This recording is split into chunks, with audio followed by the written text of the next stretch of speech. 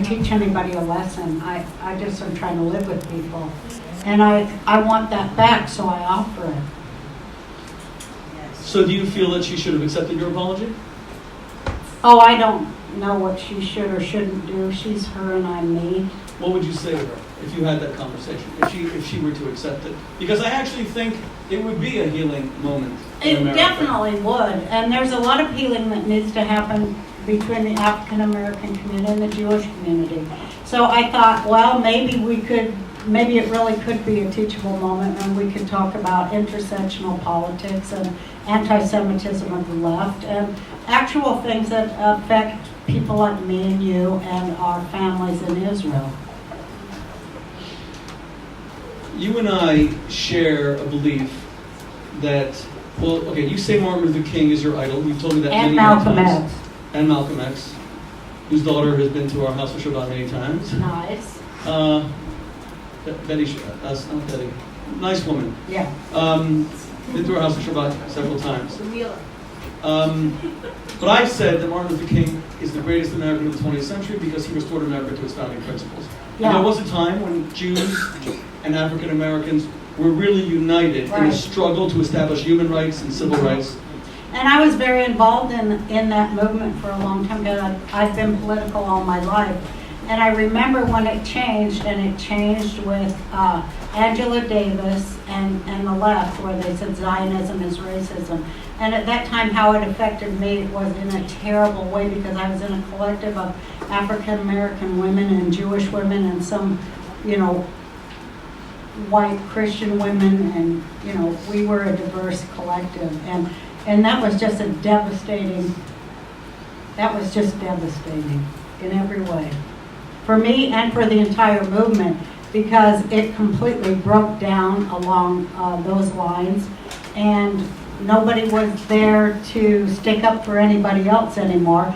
And then, Reagan, which he did some good things, but there was no big, broad coalition between Jews, black, and people of color anymore. And I felt like, damn, they did that on purpose.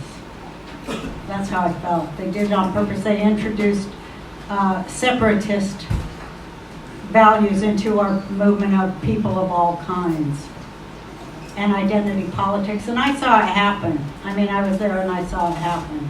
And I just think as long as we're being divided and can't stand together in unity, they're going to keep stealing all our money. And that's what it's about. It's both parties. They just steal taxpayer money and put it in private pockets. Public land becomes private land, it's just all a scam, and they're all in it together. And until people can unify, like Martin Luther King tried to get us to do, unify and speak as one voice, we're not going to get our money back. And I think we should have our money back because we worked hard for that money. And we should have something for those tax monies that we pay. I think it should be health care. I think we should have, people on the right get angry at me. But I think, if you can trust the government to send your kids over across the world to be in a war, I think they can write a check for your doctor. And they keep on, so I'm not really right or left. I consider myself to be part of the vast middle. We just want solutions to problems. We want some sort of a solution to the fact that people in every inner city in America, they're raising, I've seen it. And that's one thing that, I shouldn't say this, but we'll get in more trouble, but. Then let me jump in for a second. Part of the reason that okay. She knows. No, because we're going to stay on this subject for a moment. I am a white Jew who considers an African American minister, Martin Luther King, to have been the greatest American of the 20th century because he used the Hebrew Bible as a liberation manifesto. Zechariah and Jeremiah and Micah and Isaiah. He drew on the Hebrew prophets to restore America to its founding principles. And a lot of Jews don't even see relevance in their faith And it was like Martin Luther King that showed them, the night before he died, April 3rd, 1968, gives this incredible speech at the Mason Temple, where he recounts Moses leading the Jews out of Egypt. And that was the last speech that he gave, the Mountaintop speech. And of course, he uses all this great biblical imagery. We're going to get to the Promised Land. I may not get there with you, but you as a people will get to the Promised Land. And he demonstrates to the Jewish people, beyond what he did for the African American community with civil rights, he demonstrates to the Jewish community the relevance of the Bible, the relevance of the Torah. A lot of what you're trying to do as a celebrity, showing that you're animated by the Torah, you're committed to the Torah. But that coalition has now frayed between Africans, Americans, and Jews. So are you saying that you think that you can transform this darkness into light, that somehow you and Valerie Jarrett, a very high-profile African-American woman, very accomplished presidential advisor for 8 years, amidst policy differences, especially as it pertains to the Iran nuclear agreement, which I'll also get to, are you saying that the two of you can help reconstruct that if there was healing and forgiveness? I'm giving a very Jewish answer. It couldn't hurt.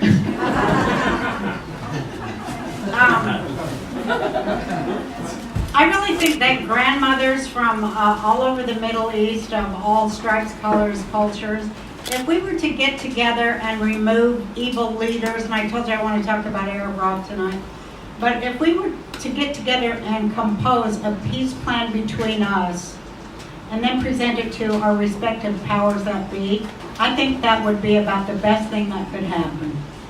Because I know that no grandmother on this planet wants to see her grandchildren suffer or live in fear or lack.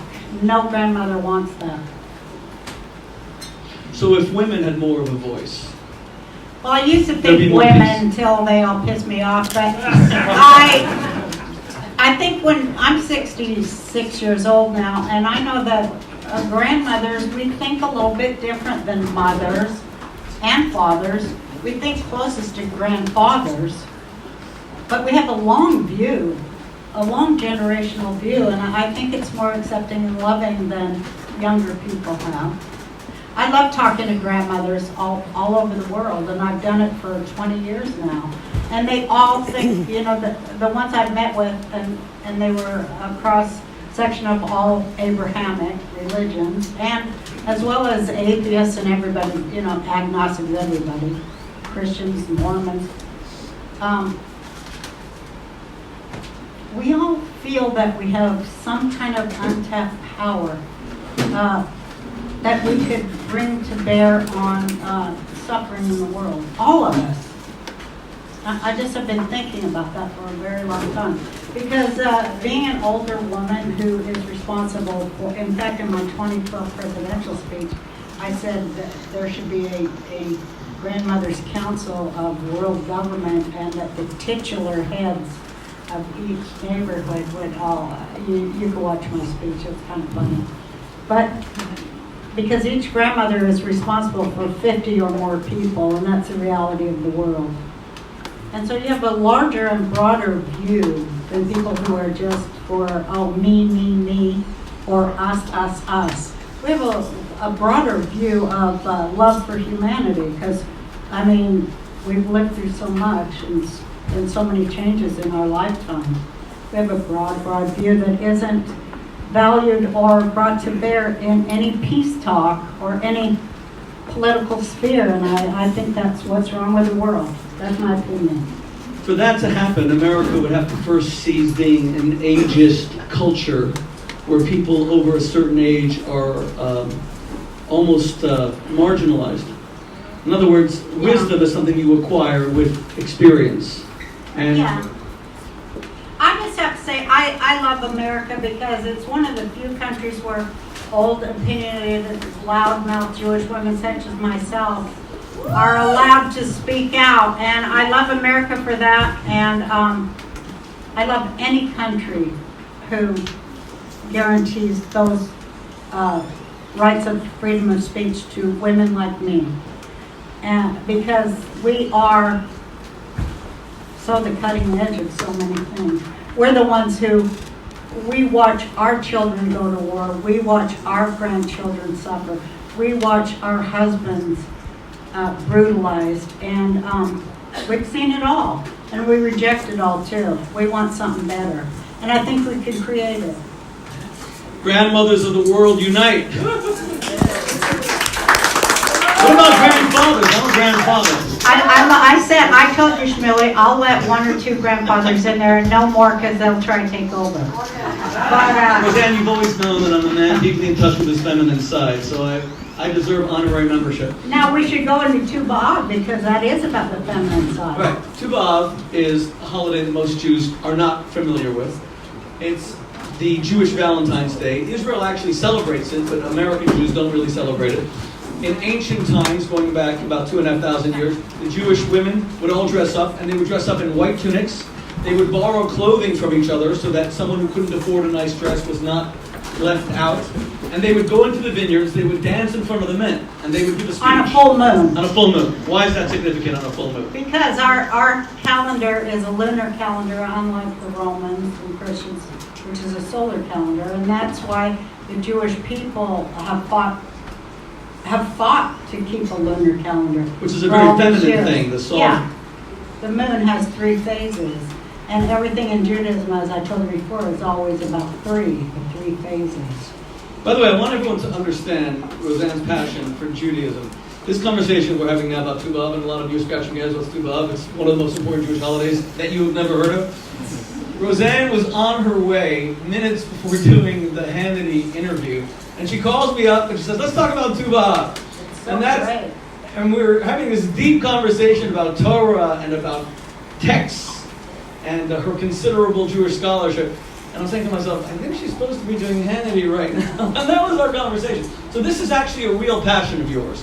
So Tu B'Av, the women would go and they would dance. And they would say to the men, Bachur, bachelor, choose a bride for yourself. And there were 4 categories. The pretty ones would say, a woman is for beauty. And then the pedigreed women would say, a woman is for children. And then the women who refused to be put in any of those boxes said, all of that is ridiculous. You have to look at character. Character is what matters.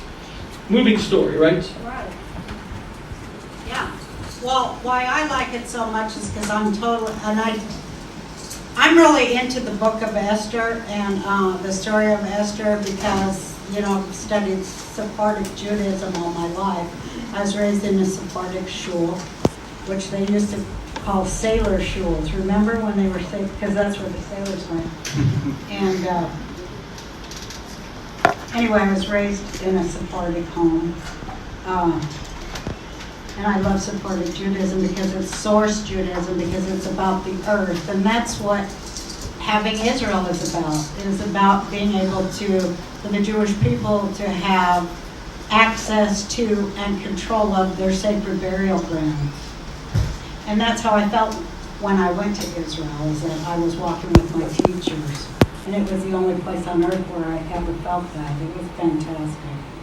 But and before Tu B'Av, they used to actually, one of the reasons it's a day of celebration, it's a very happy day, is that on Tisha B'Av, the days commemorating the destruction of both temples. Yeah, the most negative day is the Tisha B'Av. Tisha B'Av. And you have a son that was born on Tisha B'Av. Yeah.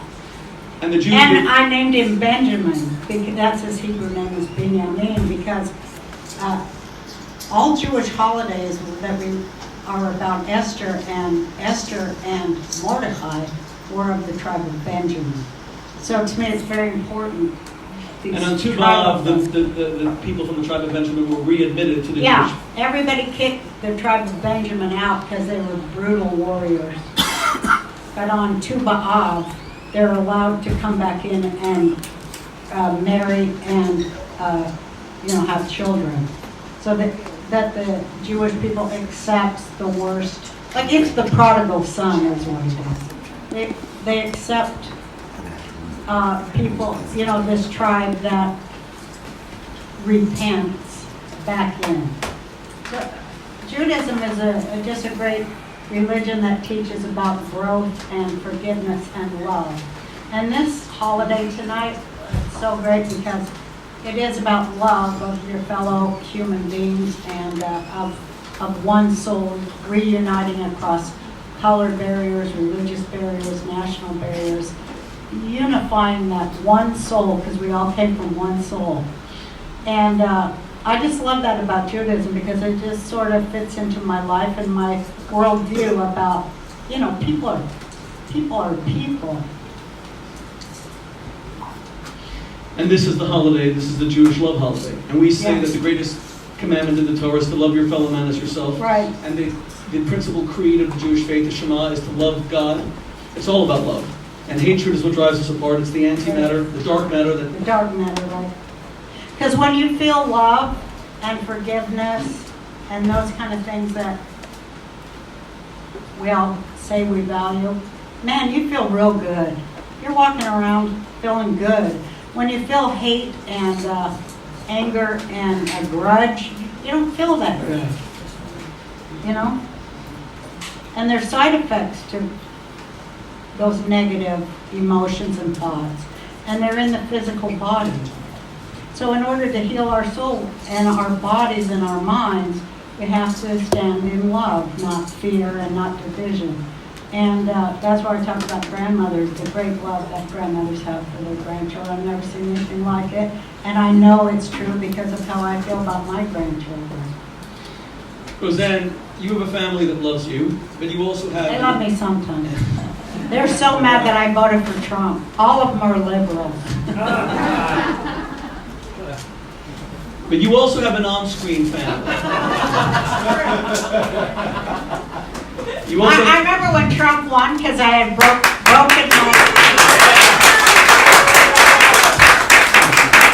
had broken my knee and I was in San Francisco for 4 months having these operations. I had 12 screws in my knee, blah, blah.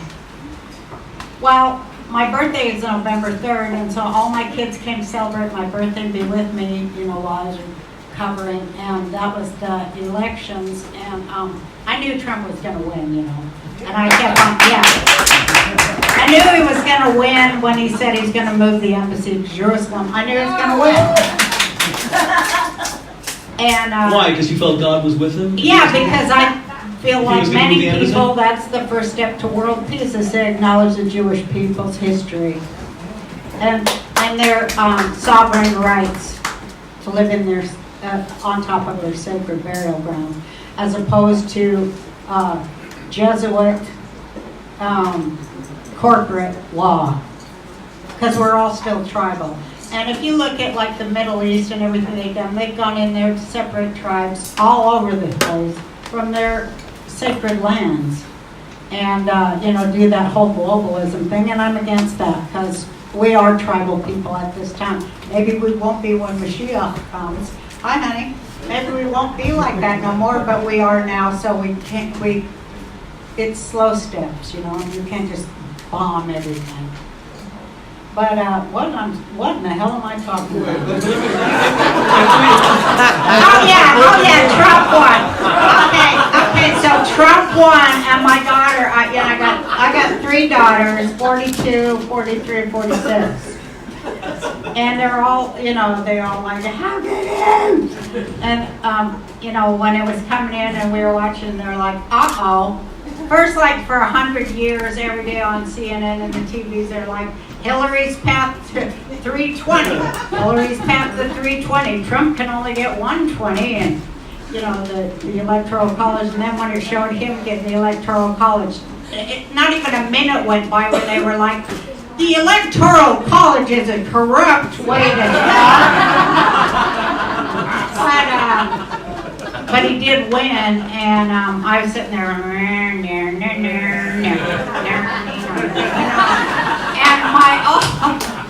my daughter's 44. She's my middle daughter. She was crying, and I felt so bad for her, but she was like, he's going to deport all the gays!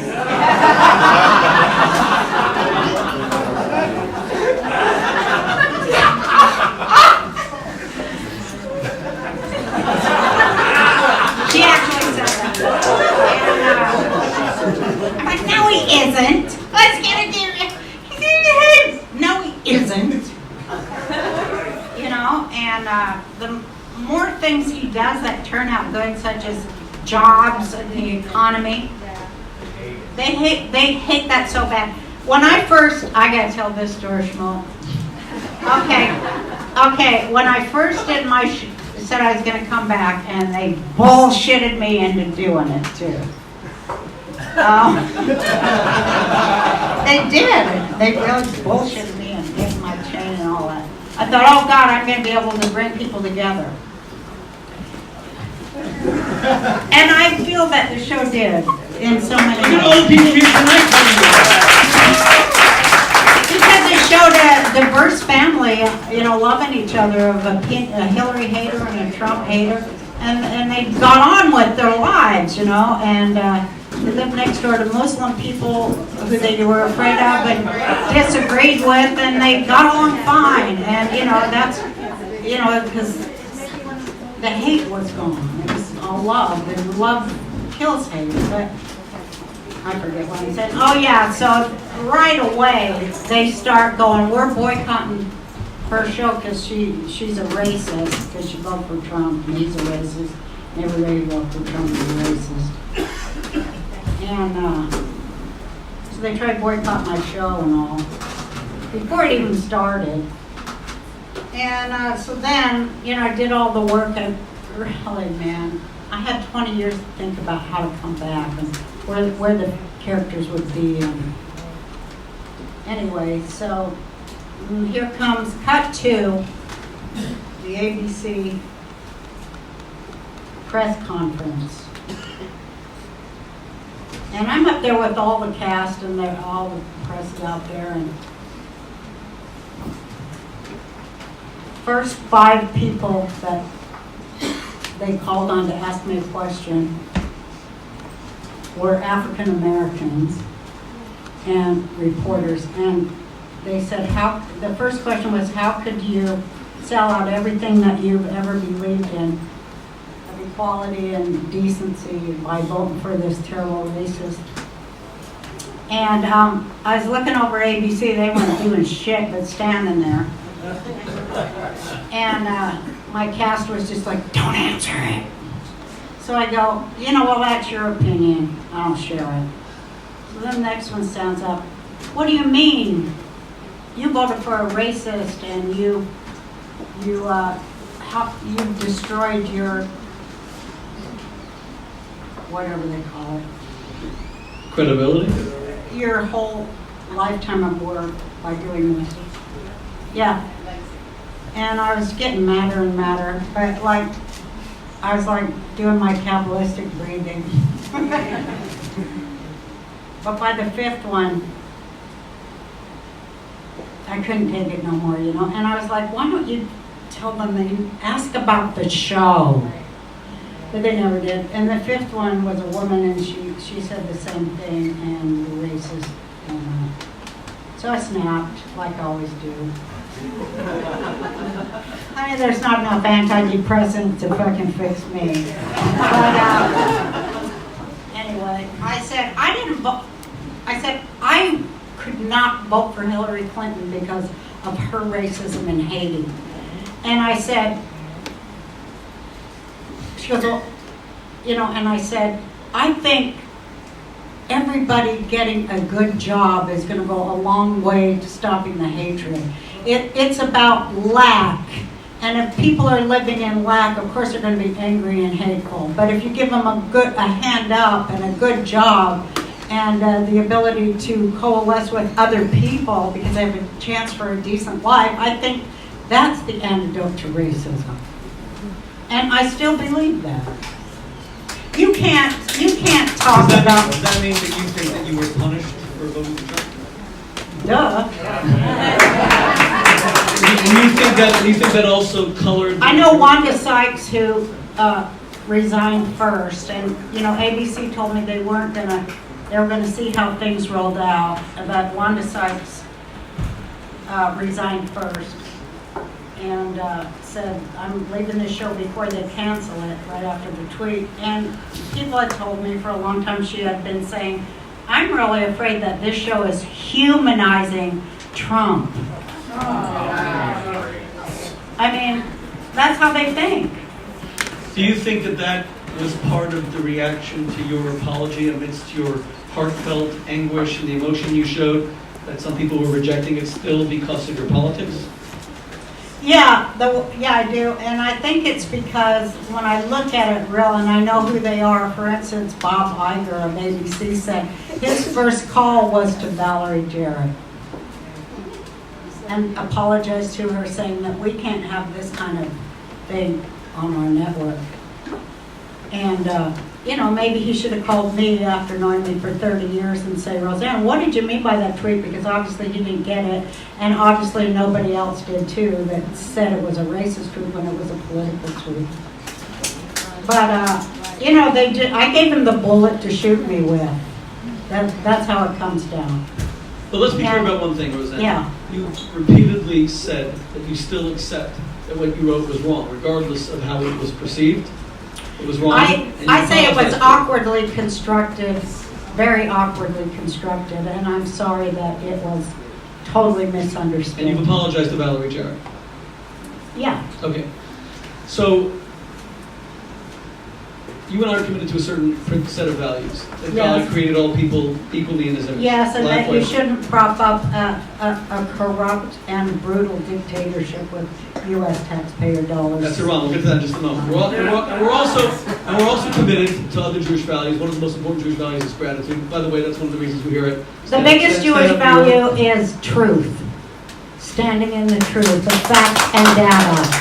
And not to let the big lie or any lie go on without opposing it. That's what I think Judaism is about more than anything else. I want to come to the Iran deal in truth, but what I wanted to ask you is, you spoke about how much your family loves you and the support of your family. You also have an on-screen family.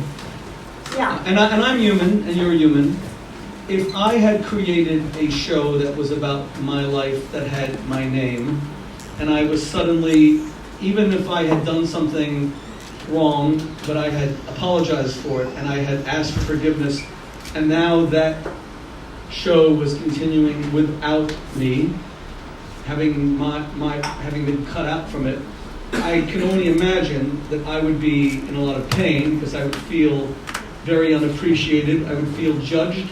I would feel that after all that effort, wow, one strike and I'm out. How do you feel about the show continuing?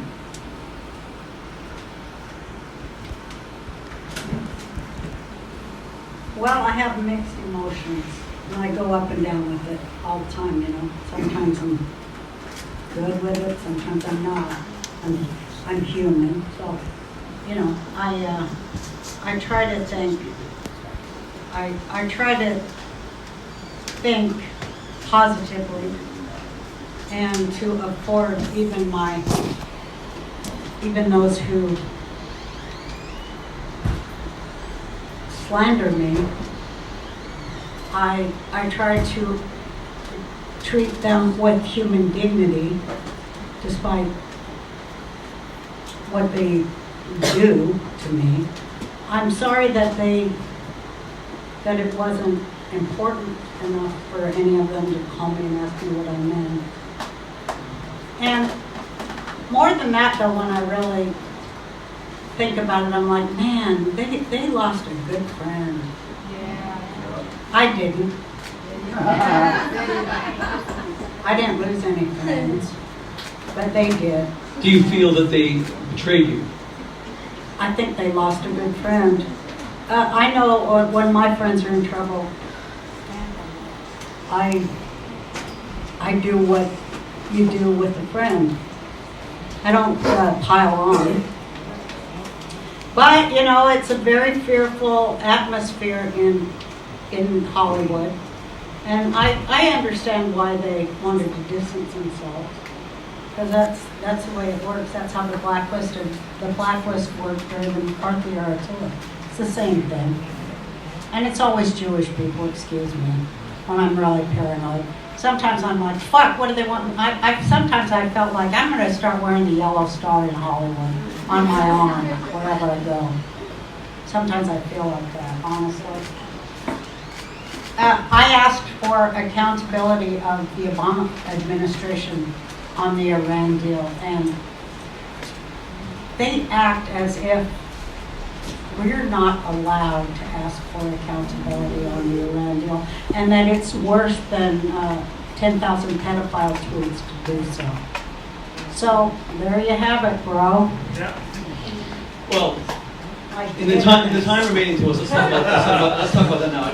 But as we get to the Iran, I want to quickly review what we talked about. And you know, it was a lot of those people. It was that James Gunn who congratulated ABC for firing me. And I know that, like a lot of my friends, I've been involved.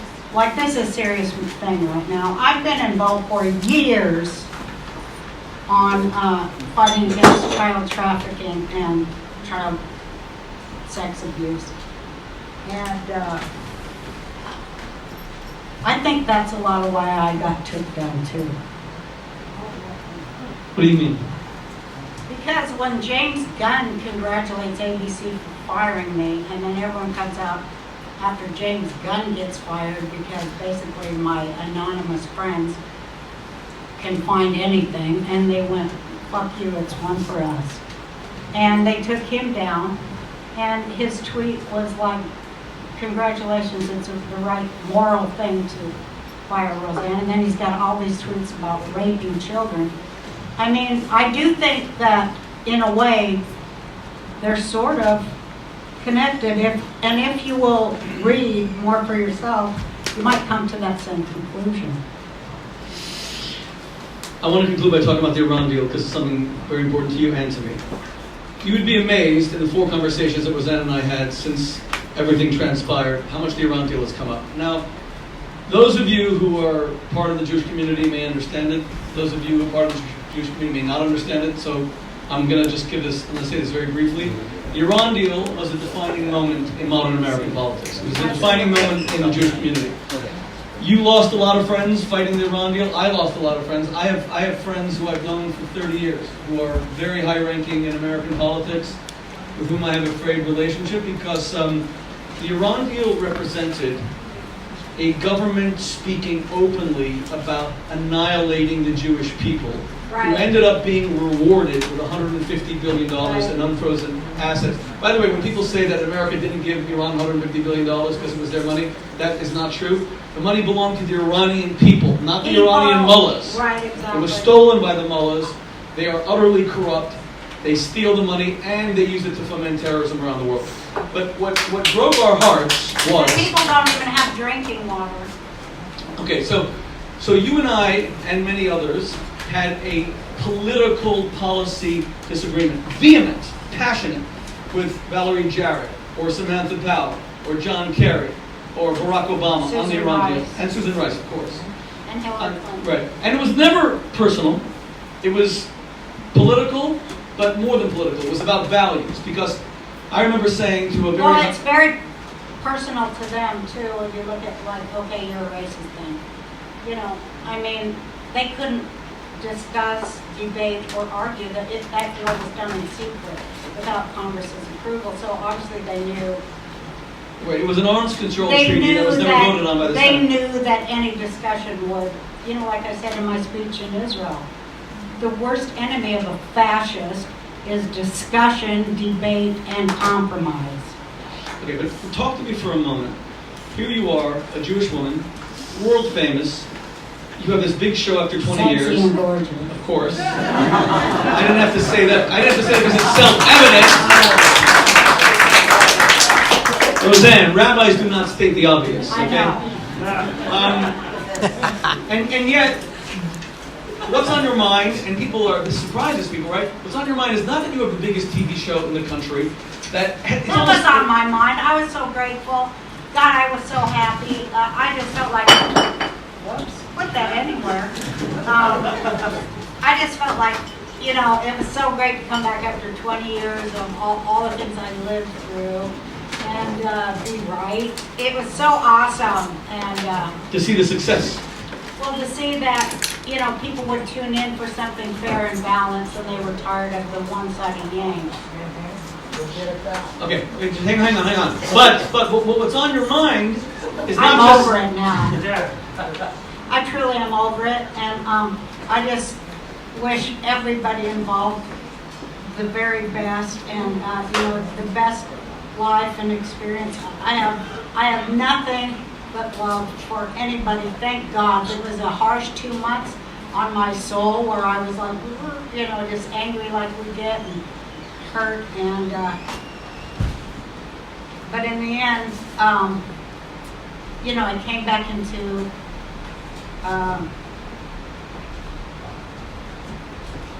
my love for humans and all.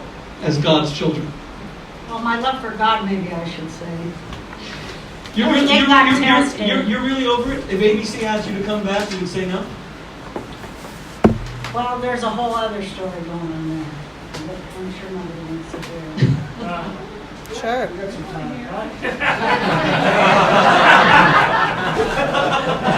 You guys got nowhere to go tonight? We're here. If ABC asked you to come back, you guys would are say- so nice and supportive to me. I really Love you.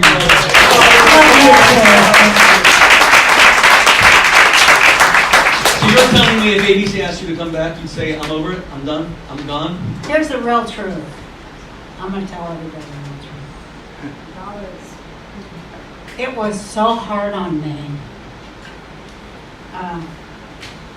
that I became very physically depleted and ill. And I have a couple of conditions that were exacerbated by this hard work and crossing these time zones. And I'm 65, almost 66 years old, and I've lived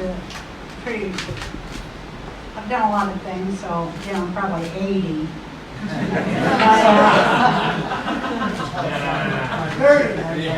But I became very vitamin depleted because I didn't keep up with my health, and I'm supposed to go to UCLA Cancer Ward and get infusions every few weeks. And I just kept putting it on hold because I was like, I want this second season. And it's so ironic, the second season. I'll tell a few about that. But I let myself get run down and I didn't stay on top of my health. And because of that, I had no vitamin B, I told you this. I didn't have any vitamin B because I can't absorb minerals, And so I was emotionally unbalanced, terribly emotionally unbalanced. And I felt myself to be so, and I told the ABC that I knew I needed to go get my meds checked because I knew I was in trouble. So there's that. And, I wasn't completely coherent when I woke up at 2 and wrote that tweet. I had it in my mind, oh boy, this is a good one. This is going to save the Jewish people. And that's what was in my mind because I just had this dream. But anyway, it didn't go well. But here's what's so sad is that to me, but I don't think I could have probably lived through 13 more. That's the truth. Because it was just too hard. You're in a writer's room with 25 people who hate Trump's guts and you're just fighting all. I didn't want to be fighting. Too old. And but I told them. So you see it as a relief that you're not going to show? Well, kind of, but here's what's sad because I really wanted, I told them that what I wanted to do was have this second season, which I fought so hard to get and worked my ass off to get. I wanted it to be all about race because Roseanne has the African-American granddaughter who's DJ's daughter because DJ married the girl that he wouldn't kiss in school. And her name is Gina, and she was in the fighting in Afghanistan. So I wanted her to come home into the family and talk about race and class. That's all I've ever wanted to talk about is race and class. And I thought, man, I'm really going to do it. I'm really going to be allowed. I felt like, oh man, I'm really going to break through that one because it's not allowed. And then I told them. Well, the first thing was I heard the president of ABC say in the Daily News, next season is not going to be political at all. It's going to be more about the family. And I'm like, who the fuck told her that? I didn't. Who told her that? I didn't say that. So that was clue number one. Then there was a few other clues. The big one being, I said, well, we're going to talk about race and we need to get more black writers on this show, which I've always fought for. You can't imagine. It is so hard to get black writers on a show about white people, and they don't want to do it because Hollywood is so segregated. Black people only want to, it's segregated. And I don't think it's their choice either. I think it's just the way the system works.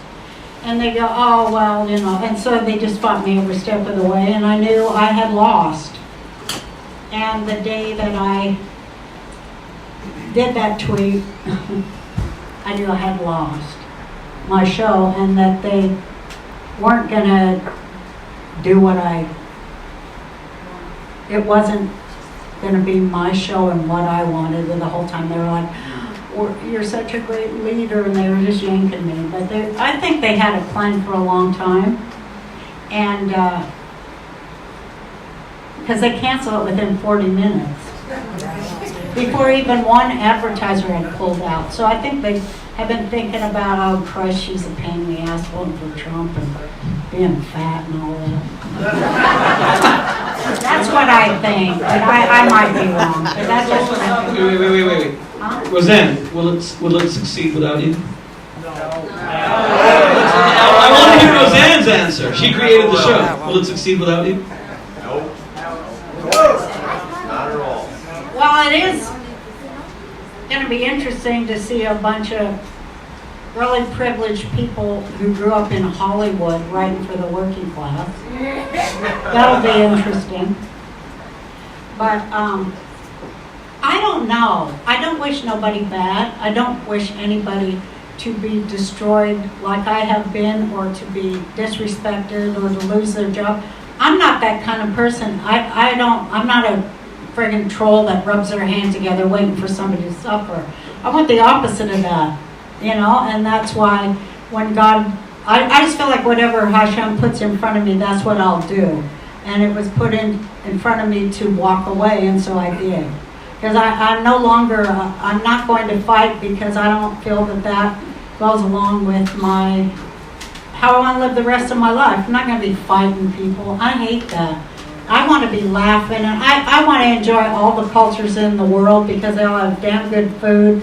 And I like going to separate cultures and eating their food. I invited you to a kosher restaurant right after this event, and even though kosher is twice the price at half the taste, a joke.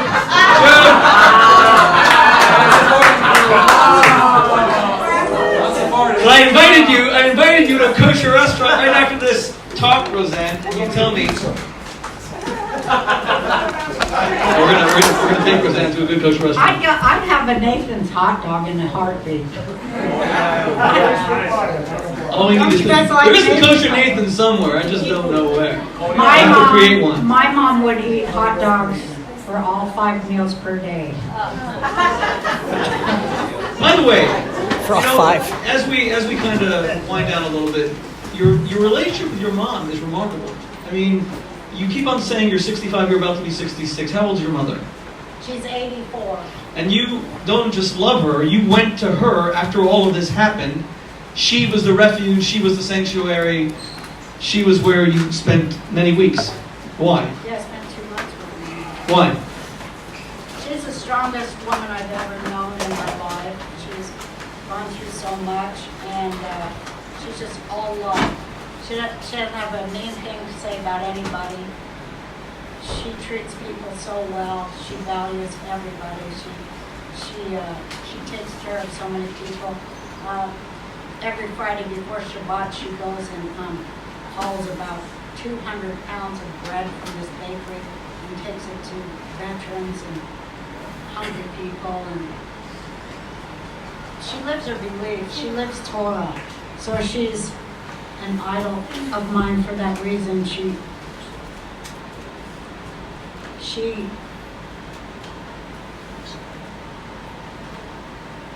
loves it. She loves Torah, and she loves Hashem. And Did she comfort she loves you? everybody. Did she comfort you? Yeah, we had gelato all the time. we ate a lot, and she was very motherly to me. And she'd go, "I'm so GD mad." She never says a bad word. She goes, "I'm so GD mad. I'm going to write my own article. I have 4 children, and none of them are racist."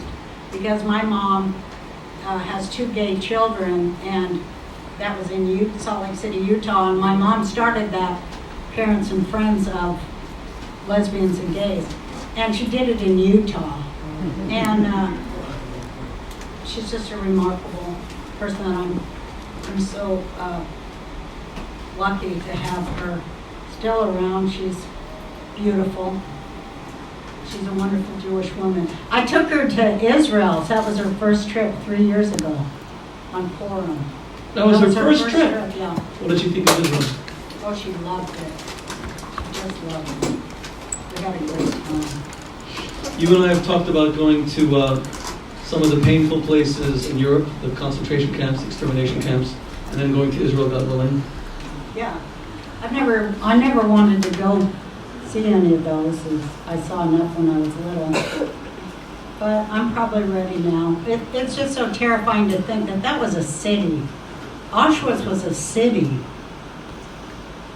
You told me that you felt that the Holocaust and learning about it as a child had harmed you the way it does when Jews discover that they can be such objects of hatred that in the lifetimes of our grandparents they were put into gas chambers. Yeah. Well, it harms anyone who hears about it, not just Jews, but I mean, man's inhumanity to man harms everybody, and you know, none of us like it, but some of us just get too scared to fight it. So, to end this tonight, I'd just like to say, don't be too scared to fight evil. Don't be afraid of it, because the one thing it can't do is love. So use all the love you've got in you to fight it. Love each other, love the right, and I think that's our weapon. I mean, that really sums it up very beautifully. Roseanne, firstly, I think you were very courageous in coming out tonight and doing this, because this has been your first public event. Yeah. This has been Roseanne's first public event since everything happened. And now I want to speak to you very briefly. Well, I thank you for your friendship, Shmuley, because you really helped me get through it. Thank you so much for that. Thank you, Roseanne. Thank you. So I want to talk to you as a friend and as a rabbi and as a fellow Jew for a brief moment. Firstly, your love of the Torah and the pride you take in your Jewish identity is unique. It is singular. And that's why when this tweet came out, it was so important to me, not just to help you as a loving friend, but because of what you represent to the Jewish community and what you represent as an Israel warrior and as what you represent as someone who was prepared to criticize the government of this great nation. And we're so lucky to be Americans, and America is the greatest country in the entire world. Absolutely. But you were prepared to criticize this great country when it legitimized a government like Iran that brutalizes gays. I have a gay brother. He's an Orthodox Jew. Hangs them from cranes, stones women to death, threatens the Jews with annihilation several times a week, and was never called on that by the American government to stop Or the genocide. UN, which has it in their charter that no member nation should threaten another member nation. And they were never punished for it.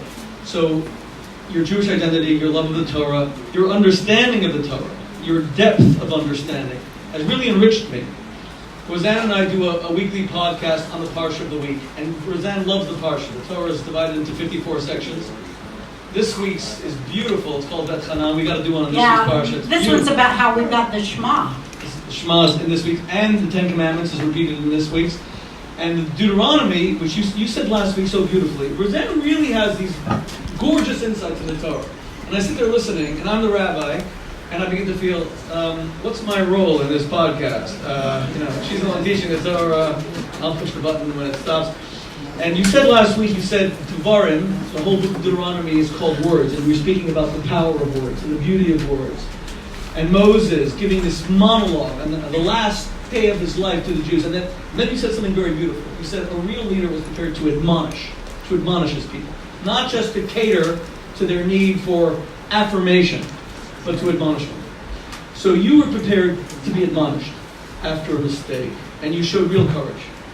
And celebrities are often characterized in America as being entitled, as being spoiled and as being self-absorbed.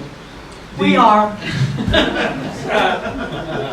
But the humility that you showed in saying sorry for a mistake, I thought was a phenomenal affirmation of Jewish values. And I told you at the time, I said that you had made a Kiddush Hashem, that you had sanctified God's name by saying you were sorry, and you did so in the name of Judaism, in the name of penance.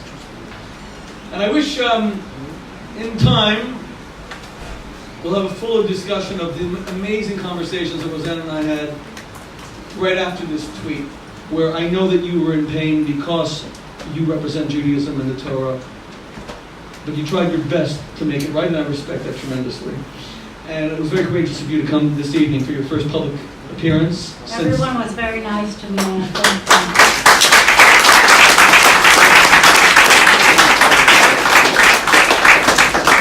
you. So with that, I just have to announce something that you don't know. They've actually, ABC has asked me to replace you on the show. And it's all going to be called Shmoran.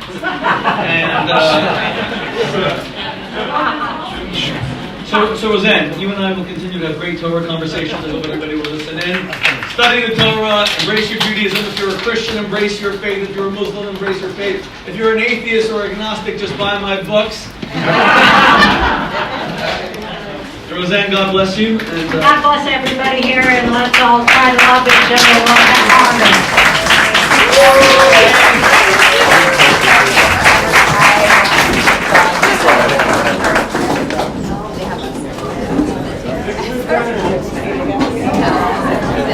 Thank you much, ladies and gentlemen. Ladies and gentlemen, please make way for Roseanne and the Rabbi. Give them a big round of applause, ladies and gentlemen. And ladies and gentlemen, if you still haven't gotten your bill yet, your cards are coming around right now.